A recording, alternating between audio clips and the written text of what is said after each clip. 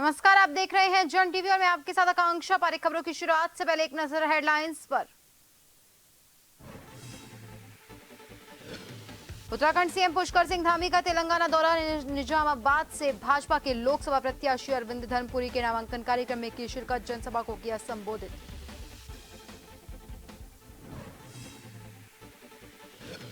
उत्तराखंड में महेंद्र भट्ट ने ली राज्यसभा सांसद के रूप में शपथ। उपराष्ट्रपति जगदीप धनखड़ ने पद और गोपनीयता की दिलाई शपथ।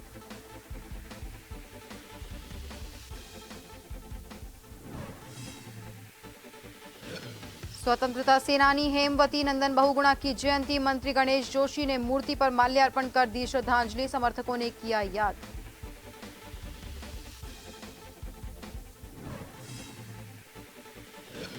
उत्तराखंड में 10 मई से 4 धाम की यात्रा। प्रशासन की तैयारियां जारी। वीआईपी श्रद्धालुओं से 300 रुपए प्रति व्यक्ति लिया जाएगा शुल्क।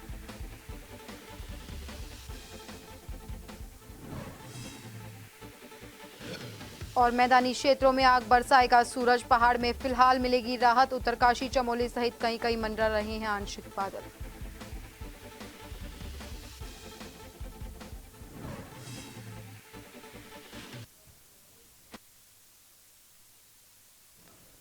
और अब खबरें विस्तार से।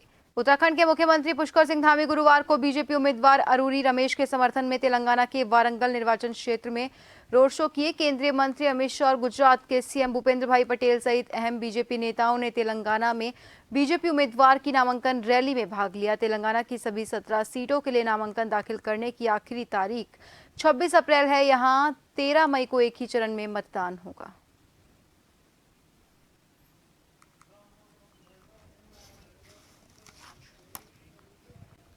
उत्तराखंड में लोकसभा चुनाव से संपन्न होने के बाद तमाम पार्टियों के शीर्ष नेता कार्यकर्ताओं का आभार जता रहे हैं और इसी कड़ी में कांग्रेस के रुड़की जिला अध्यक्ष चौधरी राजेंद्र सिंह ने भी चुनाव में जी जान से मेहनत करने वाले कार्यकर्ताओं का आभार जताया। इसके साथ ही कांग्रेस के मैनिफेस्टो पर हो रही सियासत पर भाजपा सरकार को घेरा। चौधरी राजेंद्र सिंह ने कहा कि हाल ही में भाजपा के पूर्व प्रदेशाध्यक्ष और हरिद्वार नगर विधायक मदन कौशिक रुड़की में प्रेस कॉन्फ्रेंस कर कांग्रेस के घोषणा पत्र को लेकर अलग बयानबाजी करके गए हैं, जो कि निराधार है।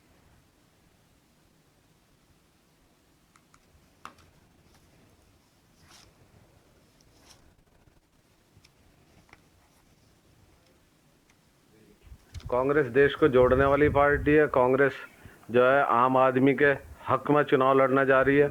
और मदन कौशिक जी बताएं कि भाजपा जो है पूंजीवादियों के साथ है, आम आदमियों के साथ है। मैनिफेस्टो को देश को बांटने वाला बताया गया है। कांग्रेस ने 10,000 किलोमीटर की यात्रा की भारत को जोड़ने के लिए। उसमें ड्राइवर भी, मैकेनिक भी, ऑटो चलाने वाला भी, किसान भी, मजदूर भी, गरीब भी, दलित भी, महिलाएं भी, सबकी आवाज़ सुनी। किसी को अपने आवाज़, अपने मन की बात थोपी नहीं। कांग्रेस जो है इस देश में 2024 में सरकार बनाने जा रही है। यह सरकार आम आदमियों को समर्पित सरकार होगी। इस देश के युवाओं को रोजगार देने की सरकार होगी। इस देश के किसान को उसकी फसलों का उचित दाम देने वाली सरकार होगी।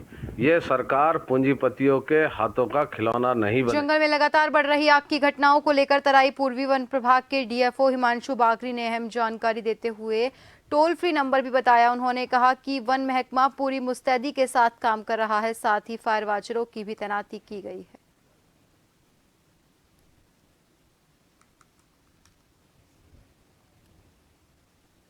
और मेरी सभी से अपील रहेगी कि वनाग्नि जो है स्वतः नहीं लगती है, उसमें किसी की या तो गलती से या जानबूझकर लगाया जाता है। तो सभी से अपील ये रहेगी कि कृपया करके जब भी आप कहीं जंगलों के आसपास जाते हैं तो कोई भी जलती हुई आग वहां पर ना छोड़े। यदि आपको कोई व्यक्ति आग लगाते हुए आपको अगर मिलता है तो उसकी सूचना तत्काल फॉरेस्ट डिपार्टमेंट को, फॉरेस्ट डिपार्टमेंट के मास्टर कंट्रोल रूम के सूचना दे दें, जिससे कि इसमें उचित कार्रवाई विभाग द्वारा की जा सके। जी, तो वन विभाग द्वारा एक आपका टोल फ्री नंबर जारी किया गया है। इस नंबर पे आप कॉल करके सूचना दे सकते हैं। मैं नंबर आपकी सुविधा के लिए बोल देता हूँ, 1800-180-4075। किसी को भी फॉरेस्ट वनाग्नि के संबंध में कोई भी सूचना प्राप्त होती है, कुछ भी कहना चाहता है तो इस नंबर पे संपर्क कर बता सकता है।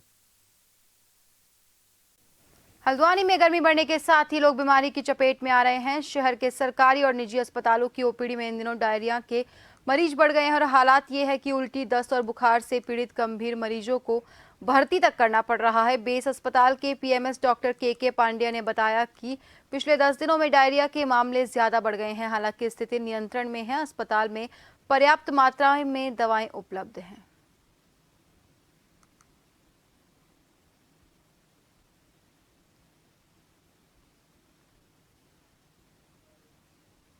डायरिया के केसेस जो हैं वो मेडिसिन डिपार्टमेंट में भी आ रहे हैं और जो पीडियाट्रिक डिपार्टमेंट है बाल रोग विभाग में भी आ रहे हैं और दोनों ही विभागों में लगभग ये मान के चलें कि 10 से 15 मरीज या 20 मरीज दोनों ही विभागों में प्रतिदिन आ रहे हैं। हालांकि उनमें से अधिकांश जो हैं वो ज़्यादा गंभीर अवस्था में नहीं हैं और उनको जो है ओरल ट्रीटमेंट से ही एडवाइस किया जा रहा है। लेकिन कुछ मरीजों में क्योंकि डिहाइड्रेशन ज़्यादा हो रहा है तो उन्हें भर्ती करने की आवश्यकता पड़ रही है। तो वर्तमान में आज की तारीख पे हमारे पास दोनों ही वार्ड में, पीडियाट्रिक वार्ड में भी 8 से 10 बच्चे डायरिया से। हर साल की तरह इस साल भी सलूड़ गांव में रम्माण मेले का आयोजन किया गया। रम्माण मेले को देखने के लिए हर साल हजारों की तादाद में लोग दूर दूर से पहुंचते हैं और रम्माण मेले का भरपूर आनंद प्राप्त करते हैं। बता दें, रम्माण मेले का आयोजन हर साल बद्रीनाथ धाम के कपाट खुलने से पहले सलूड़ गांव में किया जाता है ताकि पूरे क्षेत्र में खुशहाली बनी रहे। रम्माण मेले को संयुक्त राष्ट्र संघ के संगठन यूनेस्को द्वारा साल 2009 में रम्माण को विश्व की सांस्कृतिक धरोहर का दर्जा दिया गया था।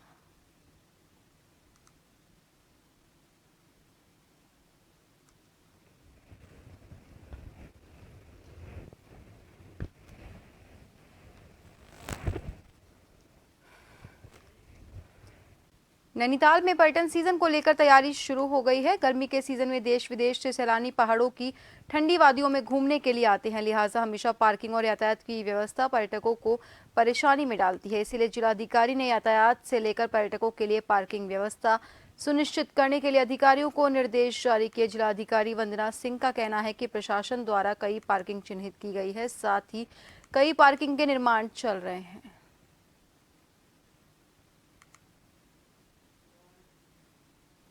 पार्किंग हमारी विभिन्न टेंडर इत्यादि प्रक्रियाएं पूर्ण न होने के कारण सुचारू नहीं संचालित नहीं हो पाई हैं। उन पार्किंग्स को विभागीय माध्यम से और अन्य माध्यमों से संचालित करवाया जाएगा। साथ ही जो एक्स्ट्रा ड्यूटीज फोर्स की लगती है, परिवहन विभाग की प्रवर्तन इत्यादि की कार्रवाइयां होती हैं, उन पर भी काम किया जाएगा। खबर जोशीमठ से है, जहां 12 मई को सुबह 6 बजे श्रद्धालुओं के दर्शन के लिए बद्रीधाम के कपाट खोल दिए जाएंगे। भगवान बद्री विशाल के अभिषेक के लिए नरेंद्र नगर के राजमहल में टिहरी की सांसद और महारानी राज्य लक्ष्मी शाह की अगुवाई में व्रत रखने के साथ पीला वस्त्र धारण कर 60 से ज्यादा सुहागिन महिलाओं द्वारा मूसल, ओखली और सिलबट्टे से तिलों का तेल पिरोया गया है। राजपुरोहित कृष्ण प्रसाद उनियाल ने पौराणिक परंपरा के मुताबिक महारानी माला राज्य लक्ष्मी शाह के हाथों विधि विधान पूर्वक पूजा अर्चना करवाते हुए तिलों का तेल पिरोने की शुरुआत की।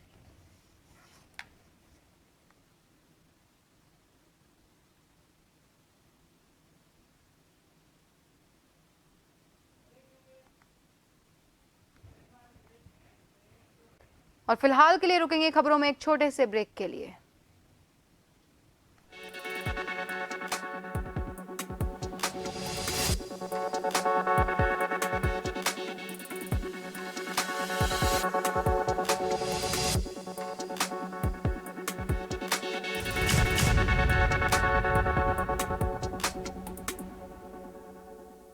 सीएम धामी तेलंगाना के दौरे पर रहे। उन्होंने आज बीजेपी के प्रत्याशी अरविंद धर्मपुरी के नामांकन कार्यक्रम में निजामाबाद में शिरकत की। इस दौरान उन्होंने चुनावी जनसभा को संबोधित किया। उन्होंने विपक्ष पर धर्म के आधार पर आरक्षण के मुद्दे को उठाया।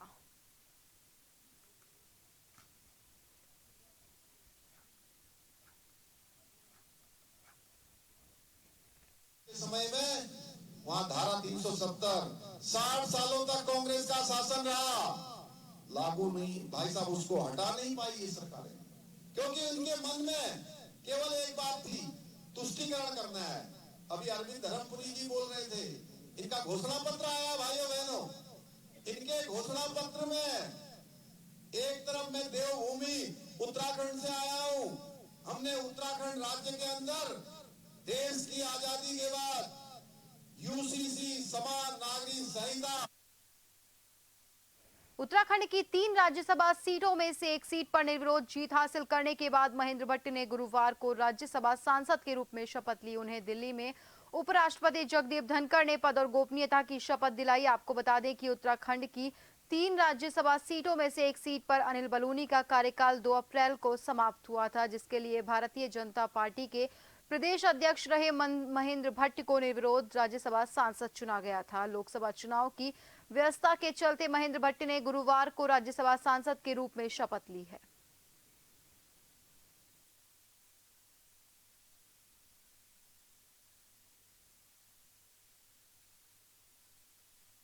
उत्तराखंड में पिछले दिनों 19 अप्रैल को लोकसभा चुनाव प्रथम चरण में संपन्न हो गया, तो वहीं कांग्रेस द्वारा बनाए गए मैनिफेस्टो पर भाजपा लगातार सवाल खड़े कर रही है। उत्तराखंड बीजेपी के प्रदेश महामंत्री आदित्य कोठारी ने कांग्रेस के मैनिफेस्टो पर अपनी प्रतिक्रिया देते हुए कहा कि कांग्रेस के मैनिफेस्टो को धोखा बताया और कहा कि जितने साल कांग्रेस ने देश में राज किया है उसने साबित कर दिया कि कांग्रेस की कथनी और करनी में काफी फर्क है।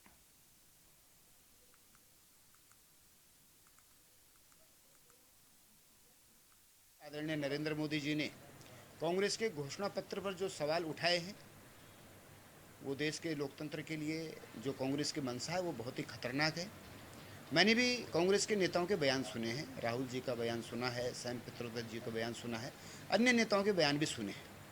उनके घोषणा पत्र में जो बातें सामने आई हैं वो इस देश को विभाजन करने के लिए हैं, इस देश को कमज़ोर करने के लिए हैं और समाज के एक वर्ग विशेष को लुभाने के लिए है। और जैसा कांग्रेस का नेचर रहा है, कांग्रेस की प्रवृत्ति रही है कि उन्होंने अल्पसंख्यकों के तुष्टिकरण के लिए काम किया है। भारतीय जनता पार्टी ने जो भी काम किया सबको एक समान व्यवहार करते हुए। कैबिनेट मंत्री गणेश जोशी ने गुरुवार को घंटाघर देहरादून में महान स्वतंत्रता संग्राम सेनानी और उत्तर प्रदेश के पूर्व मुख्यमंत्री हिमालय पुत्र हेमवती नंदन बहुगुणा की जयंती के मौके पर उनकी मूर्ति पर माल्यार्पण कर उन्हें श्रद्धांजलि दी। इस मौके पर कैबिनेट मंत्री गणेश जोशी ने स्वर्गवासी बहुगुणा को भावपूर्ण स्मरण करते हुए कहा कि ओजस्वी प्रवक्ता और प्रखर राजनेता थे।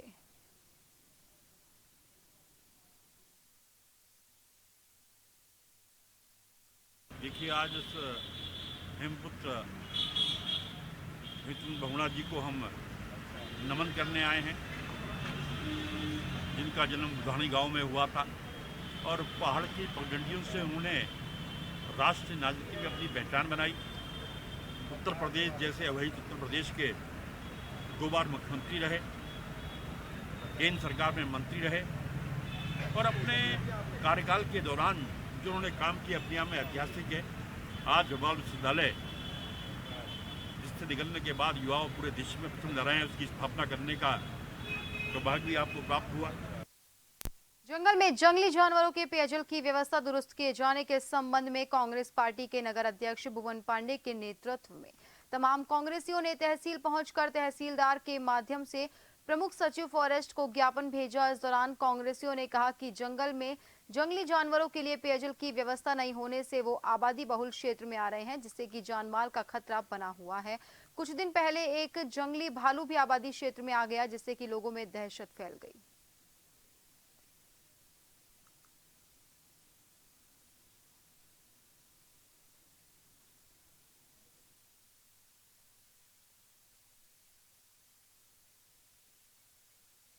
जो जंगली जानवर बार बार आबादी क्षेत्र में घुस जा रहे हैं, उनके यहाँ ग्रामीणों में जो भय का माहौल बना हुआ है, उनसे निजात पाने के लिए कि जंगल में उनके पानी की व्यवस्था की जाए और जिससे यहाँ ग्रामीणों में जो भय का माहौल बना हुआ है उससे निजात मिल सके, इसको लेकर ही हमने आज ज्ञापन दिया है। हाँ, लगातार 3-4 दिन से लगातार सवेरे आंखों में ऐसा जलन हो रही है इसके कारण, मगर वन विभाग पता नहीं कहाँ सोया पड़ा है कि जबकि फायर के सीजन में यहाँ बहुत लगातार धुएं से लोग परेशान है यहाँ पर। अभी तो दिया, अगर जल्दी कार्रवाई नहीं करें तो फिर हल्द्वानी जाके मिलेंगे हम प्रभागी अधिकारी।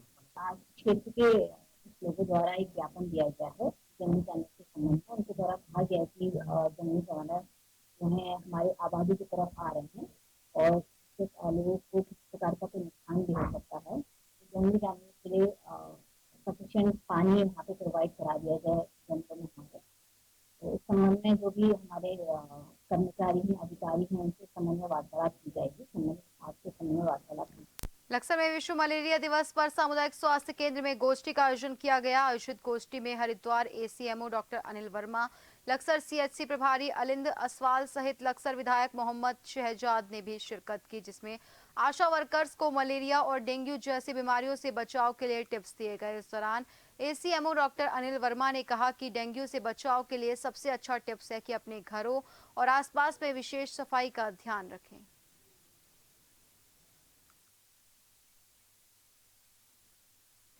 एक संगोष्ठी की गई जिसमें हमारे माननीय विधायक जी ने बहुत अच्छी बात कही कि इसमें छिड़काव होना चाहिए। गांव के प्रधान और हमारे जो नगर के चेयरमैन और हमारे एसडीएम साहब और मेरी जो शुगर मिल है, शुगर मिल का भी एक बहुत विशेष इसमें हमें सहयोग मिलता रहा है। और मेरी जीएम साहब से वार्ता हुई थी तो कहते हैं जहाँ भी कुछ होगा मैं आपके साथ हूँ। तो हम लोग एक मुहिम चलाएंगे और एक इसकी माइक्रो प्लान बनाएंगे। गांव में प्रधानों को भी साथ लेंगे, गांव में छिड़काव भी करवाएंगे और साफ सफाई के टिप्स देंगे। जो मैंने बताया कि छत के ऊपर कोई कुछ ना रखे, ये सबसे बड़ी टिप्स है कि कोई गमला ना रहे, कोई खुली चीज़ ना रहे, कोई बर्तन ना रहे, टायर ना रहे। सबसे बड़ी टिप्स है। हर घर में हर आदमी को हमको काउंसलिंग करके ही इस मुहिम को पास हो सकते हैं। सबसे बड़ी यही बात है। पानी को रोकना नहीं जा सकता, थोड़ी सावधानी बरती जा सकती है। किसी का टायर है, बर्तन है, छत पर रखे हैं, लेकिन नालियों में पानी आज बहुत बह रहा है और उसकी कैपेसिटी दिन पर दिन बढ़ रही है, चाहे गाँव है शहर है।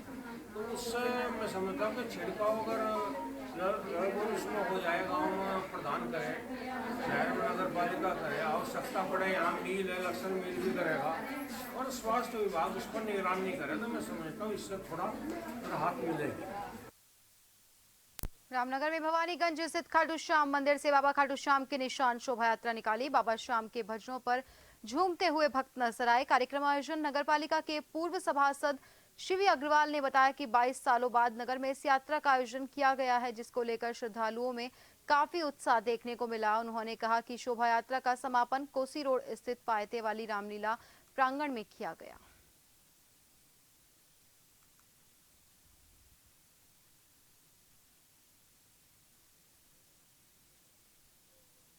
द्वारा 22 वर्षों के पश्चात श्री श्याम महोत्सव श्री रामलीला अभिनय मंच पर हो रहा है, जिसमें प्रातःकाल 8 बजे श्री खाटू श्याम मंदिर समिति और बाबा मुठा सेवा दल के तत्वाधान निशान यात्रा, विशाल निशान यात्रा आरंभ हुई थी।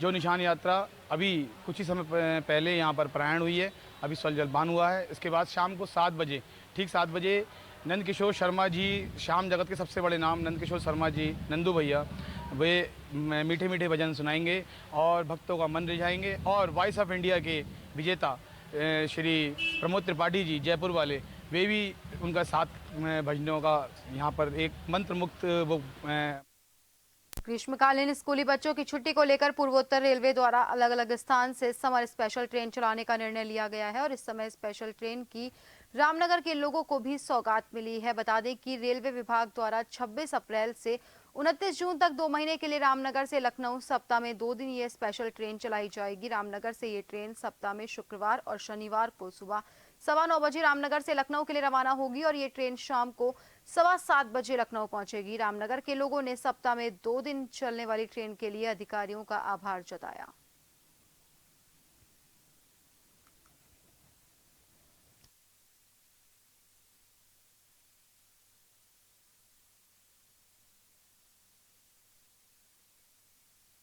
लखनऊ हमारा पूर्ववर्ती प्रदेश रहा है। लखनऊ से डायरेक्ट ट्रेन भी थी, बीच में किसी कारणवश वो बंद हो गई और ये समर स्पेशल ट्रेन है। इससे बहुत सारे परिवार उत्तराखंड के वहाँ पर रहते हैं, हमारे आसपास के क्षेत्रों के, उनको लाभ मिलेगा। प्लस जो टूरिस्ट यहाँ पर आना चाहते हैं घूमने के लिए लखनऊ से और पूर्वांचल से, उनको लाभ मिलेगा। और यहाँ से जो लखनऊ जाना चाहते हैं छुट्टियों में, उनको बहुत ज़्यादा लाभ इस ट्रेन से मिलने वाला है। और हम लोग कोशिश करेंगे भविष्य में जैसे चुनाव के बाद कि ये ट्रेन नियमित की जाए और ये रेगुलर रूप से चले। अभी तो समर स्पेशल है, इसका जो रिस्पांस आता है उसके बाद देखेंगे कि रेगुलर के रूप में चलाई जाए ट्रेन। देखिए, ये ट्रेन पूर्व में भी यहाँ चलती है और चलती थी, लेकिन बीच में किन्हीं कारणों बंद हो गई और सरकार के द्वारा इसे पुनः चलाने का जो फैसला लिया गया वो बहुत ही सराहनीय और काबिल तारीफ़ है। उससे यहाँ के जो क्षेत्रवासी हैं उनको सीधे लखनऊ जाने में बहुत आसानी रहेगी और जो रामलला के अयोध्या दर्शन करना चाहते हैं ऐसे तीर्थ यात्री भी वाया अयोध्या वहाँ पहुँचेंगे। और सबसे बड़ी बात यह है कि इस ट्रेन के अंदर भरपूर मात्रा में व्यापक स्तर पर जनरल बोगी और स्लीपर और ऐसी कोच लगाए गए हैं। हर वर्ग हर तबके के आदमी को इसमें सुविधा मिलेगी। खबर लोहाघाट से है, जहां नशा मुक्ति देवभूमि 2025 अभियान के तहत पुलिस और एएनटीएफ टीम को बड़ी सफलता हाथ लगी। बता दें कि पुलिस ने एक बड़े चरस तस्कर को पकड़ा और 1.362 किलोग्राम चरस बरामद किए। पुलिस ने आरोपी के खिलाफ एनडीपीएस मुकदमा दर्ज कर जेल भेजा।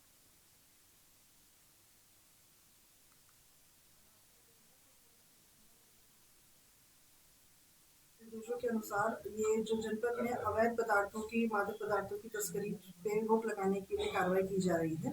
इसी क्रम में ये लोहाघाट थाना और हमारी एएनटीएफ कुमाऊं यूनिट ने कल संयुक्त चेकिंग में एक अभियुक्त को पकड़ा है, जिसका नाम है मुकेश चंद्र जोशी, और इसके पास से 1 किलो 362 ग्राम चरस मिली है और तत्काल इस पर हमने इसमें अरेस्टिंग करके इसमें मुकदमा पंजीकृत किया है और आज माननीय न्यायालय के समक्ष इसको हम पेश कर रहे हैं। उत्तराखंड में 10वें से शुरू हो रही चारधाम यात्रा को लेकर शासन और प्रशासन की तैयारियां लगातार जारी है और इसी के लिए बद्री केदार समिति भी चारधाम यात्रा को लेकर अपनी तैयारी को आखिरी रूप दे रहा है। यात्रा के दौरान केदारनाथ और बद्रीनाथ धाम में आम श्रद्धालुओं के साथ ही प्रोटोकॉल के मुताबिक वीआईपी भी दर्शन के लिए पहुंचते हैं। चारधाम यात्रा के दौरान बद्रीनाथ और केदारनाथ धाम में दर्शन करने के लिए वीआईपी श्रद्धालुओं से 300 रुपए प्रति व्यक्ति के हिसाब से शुल्क वसूला जाएगा, लेकिन इस बार बद्रीनाथ केदारनाथ मंदिर समिति शुल्क में कोई बढ़ोतरी नहीं करेगी।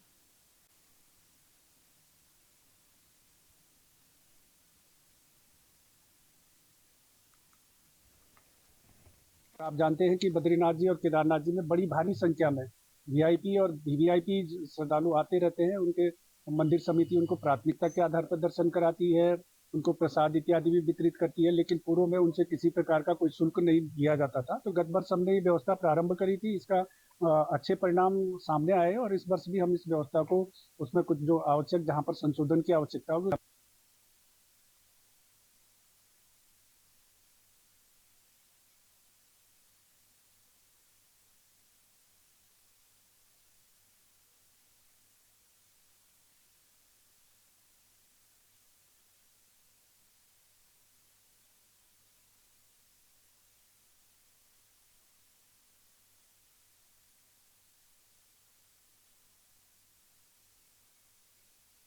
फिलहाल के लिए बुलेटिन में इतना ही। बने रहिए जन टीवी के साथ। नमस्कार।